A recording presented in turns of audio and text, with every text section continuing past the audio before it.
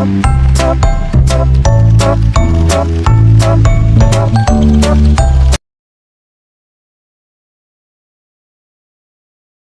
am Laurabeth M. Angara together with Pearl Justin Isanan. And Rachel D. Mendoza.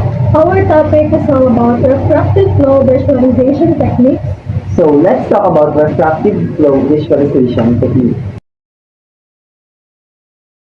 Refractive flow visualization techniques leverage the interaction of light with fluids to make flow patterns visible, providing insights into the dynamics of otherwise transparent fluid. This method relies on the principle that light bends or refracts when it passes from one medium to another with a different refractive index. The refractive index of a fluid, a measure of how much light slows down when passing through it, is directly related to the fluid's density. This relationship forms the basis for visualizing flow patterns by observing the changes in light as it travels through the fluid. Next is the refractive techniques. We have three types of techniques. First, we have shadow graph, Schillerian photography, interferometry, and thin film effects. First is shadow graph. This technique relies on the fact that light passing through a region of varying density, and hence refractive index is deflected. The deflected light creates shadows on a screen or photographic plate, revealing the presence of density gradients in the flow. Shadow graphs are particularly useful for visualizing shock waves, regions of abrupt density change in high-speed flows.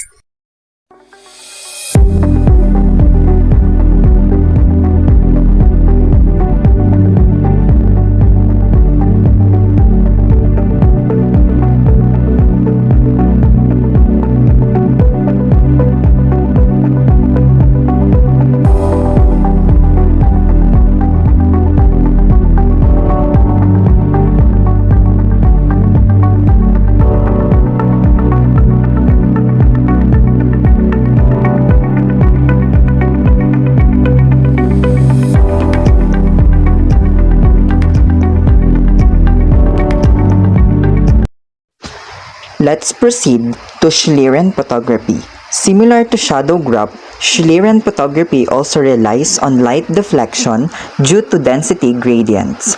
However, it employs a more sophisticated setup that includes a knife edge to block the deflected light, creating a more distinct visual pattern.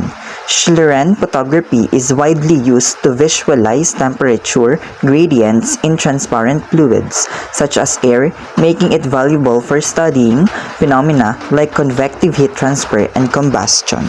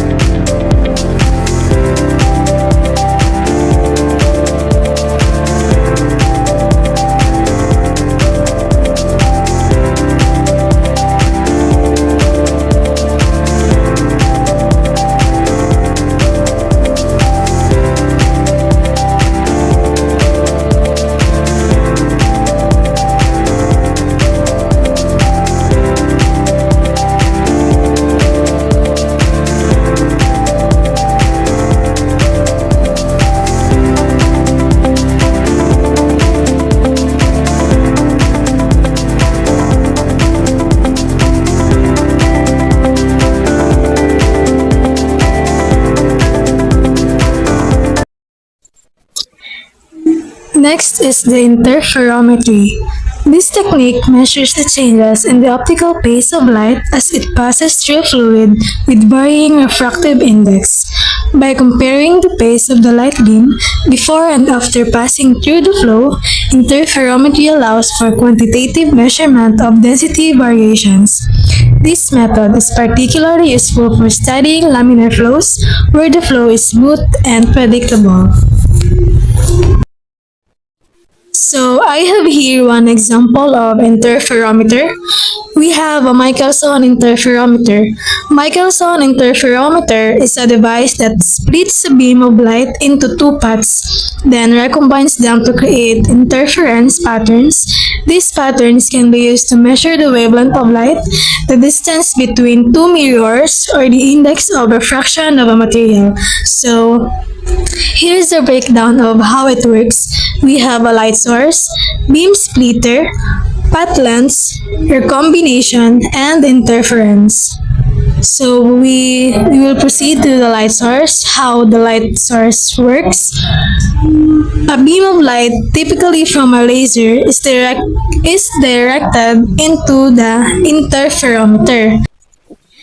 Next is the beam splitter. The beam splitter is a partially reflecting mirror that splits the incoming beam into two beams of equal intensity. Then the path lengths.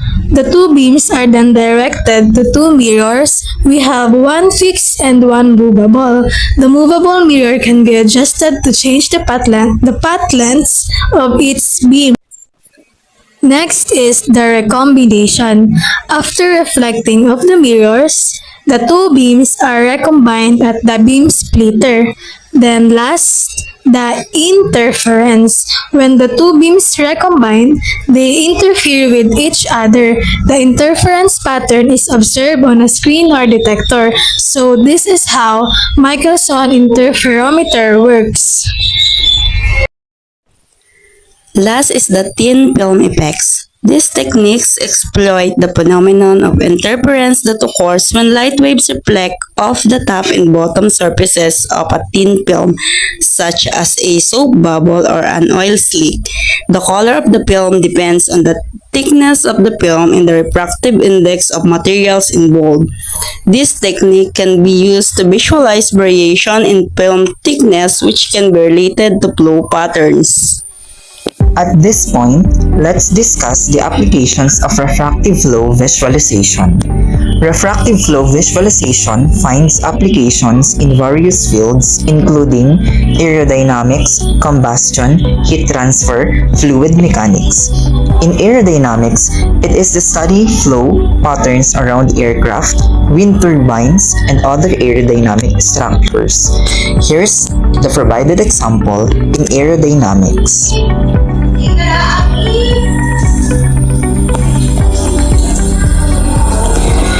In combustion, visualizing flame, structures, heat release, and mixing processes in combustion chambers. And here's the provided example in combustion.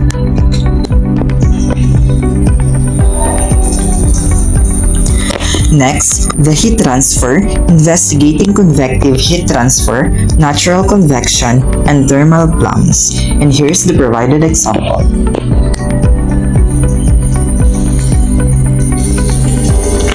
And last, the fluid mechanics, exploring flow instabilities, turbulence, and mixing phenomena.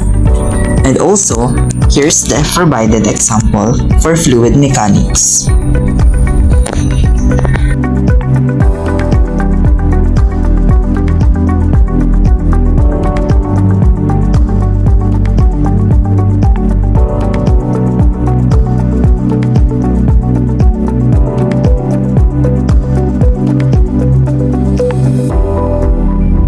And this is the end of our discussion with the topic refractive flow visualization technique. I hope you understand and learn something.